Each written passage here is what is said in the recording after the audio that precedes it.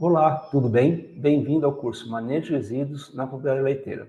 Estamos no módulo 7, tratando do tema Uso de resíduos com fertilizante.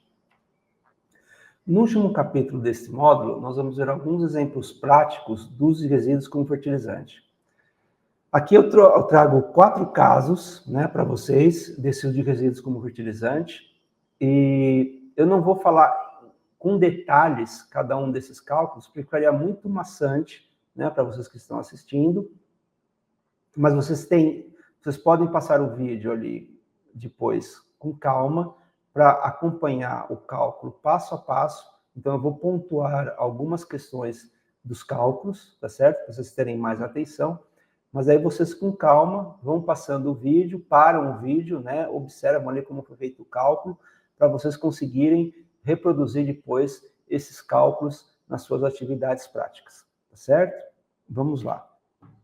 Então, esse aqui é um primeiro caso, O que eu trago para vocês aqui? Qual seria a situação? Uma propriedade em Santa Catarina, sistema confinado, 42 vacas em lactação, uma esterqueira com capacidade de 600 metros cúbicos, o dejeto é aplicado há 4 meses, ao longo do ano. Então, ao longo do ano, eu vou ter 3 aplicações de dejeto, totalizando 12 meses. Uma área de lavoura de 3 hectares de silagem de milho, com teor de fósforo médio, a importância de fazer análise de fertilidade do solo, e um teor de potássio alto, ok? Então, aqui um primeiro cálculo, A cada 4 meses, eu estaria aplicando 700 metros cúbicos de dejeto, Isso daria um total aí de 2.100 metros cúbicos no ano que eu vou aplicar. Isso dá uma carga de dejeto de 54 metros cúbicos de dejeto por hectare por aplicação, ou 161 metros cúbicos por hectare ano, tá certo? Então, aqui são primeiros cálculos que, a partir só dessa caracterização aqui da propriedade, a gente já tem que fazer para ter uma ideia.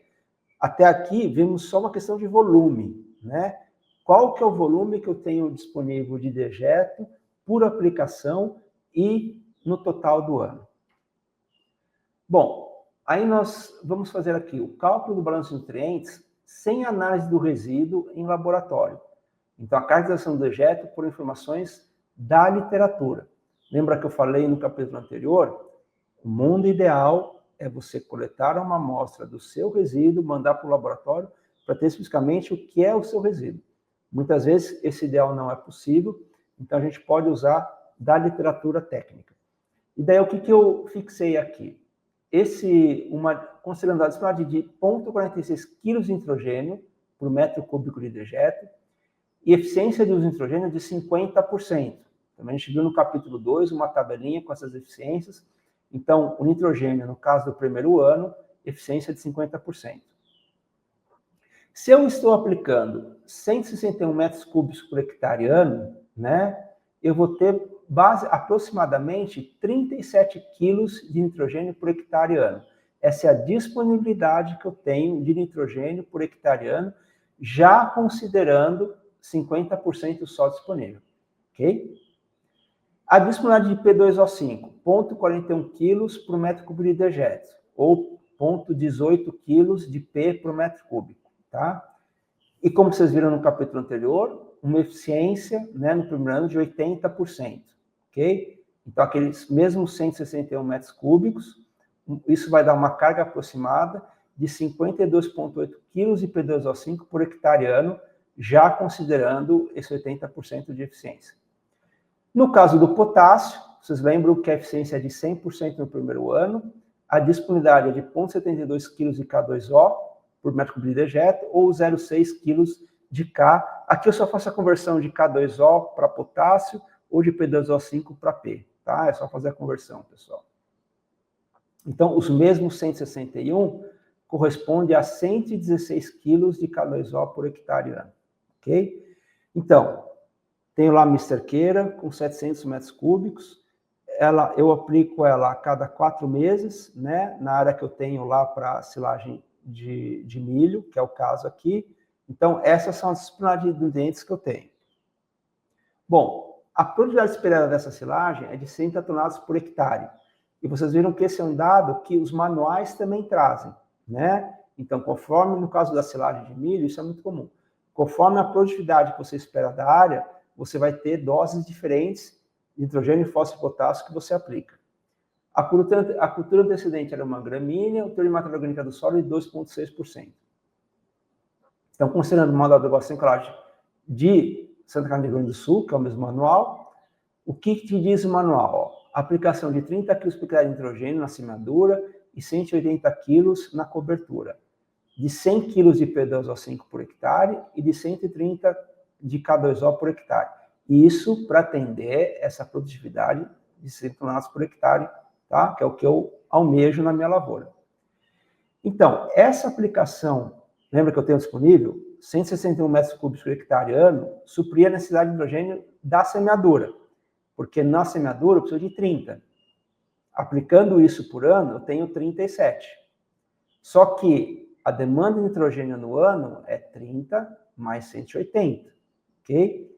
Então, a necessidade de cobertura seria suprida via fertilizante químico, porque com o orgânico eu estou suprindo basicamente a necessidade no plantio. E daí a cobertura teria que se vir com o químico, tá? Bom, a recomendação para o P2O5 é 100 kg por hectare, mas eu tenho uma disponibilidade de 52,8 kg por hectare. Então, eu vou ter que suplementar 47,2 via químico, que é o 100, que é a recomendação, menos o que eu tenho do orgânico disponível. Potássio, a recomendação é 130. Essa carga de dejeto por ano me dá 116. Então, eu vou ter que suplementar 14 via fertilizante químico, que é o 130 da recomendação, menos o 116, tá certo? E aí eu fecharia, né? Eu tenho o meu volume de dejeto ali, que sai da lagoa esterqueira, e eu transformei esse volume em quantidade de nitrogênio, fósforo e potássio, conciliei isso com a recomendação da cultura, para ver o quanto aquele volume anual atende da recomendação da minha cultura. E daí vocês estão vendo que tanto para nitrogênio, fósforo e potássio, eu vou ter que ainda suplementar alguma coisa com químico, principalmente com nitrogênio. Então, ó, a disponibilidade de nutriente via dejeto no ano, são esses totais aqui de nitrogênio, fósforo e potássio, né? E aqui eu fiz uma transformação econômica, considerando aí preços, né, desses fertilizantes, preço médio de fertilizante em Santa Catarina, tá? E qual que seria a economia pelo não uso do fertilizante químico? Então, essas disponibilidades que eu tenho no ano, né, que é os 161 metros cúbicos por hectare, tá? Então, multiplicando ali para os hectares, né, que vão ter uma quantidade total de dejeto no ano. O quanto isso significa em termos econômicos? Em torno de 20 mil reais, né? É o que o teu dejeto líquido, né, representa em termos de valor fertilizante, ok? Então, a economia de 20 mil reais por exemplo, para o uso do resíduo como fertilizante equivale à compra de 117 sacos de ureia, o que corresponde a 2.632 quilos de N. O produtor tem que comprar 2.340 quilos de N, porque lembram que o dejeto aqui supriu só a necessidade de semeadura do milho, que era 30, o dejeto está dando 37. Os 180 de cobertura, eu teria que fazer a reposição, eu teria que fazer com fertilizante químico, né? Então, 130 quilos por hectare nos 3 hectares, para suprir a necessidade de adubação de cobertura. Então, o que eu estou economizando aqui, eu conseguiria comprar 117 sacas de ureia, o que equivale a essa quantidade de nitrogênio. E o que eu preciso de nitrogênio para cobertura é 2.340. Então, a economia pelo uso do resíduo como fertilizante possibilita comprar toda a necessidade de nitrogênio para adubação de cobertura. Ou seja, o que eu economizei usando o resíduo orgânico da forma correta, né? Transformei ele em valor fertilizante, transformei ele em valor de moeda. Então, o que eu economizei por não consumir, não comprar o químico, tá? Porque eu usei o resíduo como uma fonte de nutriente, isso, neste caso, tá? Representou praticamente toda a adubação de cobertura referente ao nitrogênio para essa lavoura de milho silagem, tá certo? A quantidade de nitrogênio e fósforo disponível no solo no segundo e terceiro ano. Lembra que o nitrogênio, 50% no primeiro, 30% no segundo e 20% no terceiro. Então, aqui eu mostro só essas continhas, tá? Para saber quanto isso vai sendo liberado ao longo dos anos. No ano 2, então, temos aqui o ano 1, o ano 2 e o ano 3. E para o fósforo, a mesma coisa, né? Ano 1 e ano 2. Então, nas recomendações de doação do segundo e terceiro ano, deve ser considerado a disponibilidade de nitrogênio e fósforo remanescentes da aplicação do primeiro ano, ok?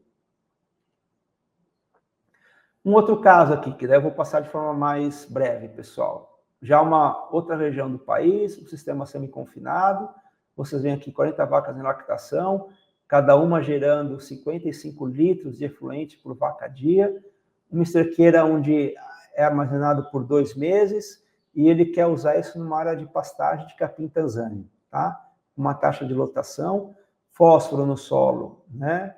Aqui as concentrações. Então, aquela primeira continha, transformando esse volume a cada 2 meses, eu tenho 102 metros cúbicos, o que dá 792 metros cúbicos por ano. Dividido pelos 18, eu tenho uma disponibilidade em volume de 44 metros cúbicos por hectare de pastagem por ano, tá? Esse que eu tenho de volume disponível de dejeto líquido para ser aplicado. Nesse caso aqui, ele é um pouquinho diferente. Lembra que no primeiro caso, o produtor não fez análise do resíduo. Nesse caso aqui, o produtor já fez análise do resíduo. Então, ele mandou para o laboratório, né, uma análise do efluente e deu lá 200 mg por litro de nitrogênio total, 30 mg por litro de P2O5 e 400 mg por litro de K2O. E daí as continhas aqui é a mesma que vocês viram lá no caso 1, né? Eu partir da quantidade disponível por hectare ano que tem de dejeto e transformei isso em nitrogênio, fósforo e potássio, por nitrogênio e fósforo, considerando as eficiências. Aqui eu mudei, no caso do nitrogênio, uma eficiência do nitrogênio de 25%, né? Porque eu considerei que há uma perda, tá? Porque ele fez aqui, não é incorporado no solo, então apliquei um outro fator de 25% só de eficiência, o que dá uma menor quantidade de nitrogênio por hectare, tá? Disponível. E assim vai, né? Aí considerei aqui área de pastagem piqueteada, nível tecnológico médio, peguei o manual de recomendação de Minas Gerais e cheguei nas quantidades que, para atender esse pastejo rotacionado, precisaria 150 kg de N por hectare ano, em parcelas de 50 kg, 25 de P2O5 e 40 de K2O, tá? Então, aqueles 44 metros cúbicos por hectare ano supriria somente 1,5% da necessidade de nitrogênio, tá? Que é o 150. Então, muito pouco, ok, pessoal? Porque, lembra que eu falei, desde o início desse módulo, os resíduos orgânicos são fonte de nutrientes, mas tem nutrientes em pequenas concentrações, principalmente o resíduo líquido, porque ele é muito diluído. Grande parte dele é água, tá? Como grande parte dele é água, a concentração de nutriente ali é muito baixa, certo? E aí aquela mesma continha para o fósforo, né? A recomendação é 25, o dejeto daria somente 1 kg de P2O5 por hectare ano, então eu teria que praticamente suprir a necessidade de fósforo pelo fertilizante químico. O potássio é a mesma coisa, 40, o dejeto dá 17, então ele teria que suprir a maior parte do potássio também por fertilizante químico. Aqui a conversão, né? O quanto ele tem disponível dos nutrientes no ano e o quanto isso equivale em termos monetários, fazendo transformação. Então, você vê que é um valor de R$ 2.210 por ano que ele estaria economizando, aproveitando esse dejeto, esse resíduo orgânico, tá certo? Então, a economia de 2.200, né, equivale à compra de 609 quilos de ureia. Mas ele tem que aplicar para essa área de pastejo rotacionado 2.600 quilos de N, né? Então, grande parte do N ele vai ter que suprir por fertilizante químico. Então, a economia pelo resíduo como fertilizante possibilita comprar em torno de 10% da necessidade de nitrogênio na forma de ureia, tá? Muito diferente da outra propriedade, onde a economia, né, significou praticamente a compra total da necessidade de ureia de cobertura da silagem de milho. Aqui já muito pouco. Por quê, pessoal? Lá nós tínhamos o resíduo com maior poder fertilizante, maior concentração de hidrogênio, fósforo e potássio. Aqui já temos um resíduo com baixo poder fertilizante. Por isso que cada caso é um caso. Por isso que é fundamental você calcular, né, o seu balanço para a sua propriedade, para a sua realidade. E aqui aquelas contas, né, do primeiro e segundo ano.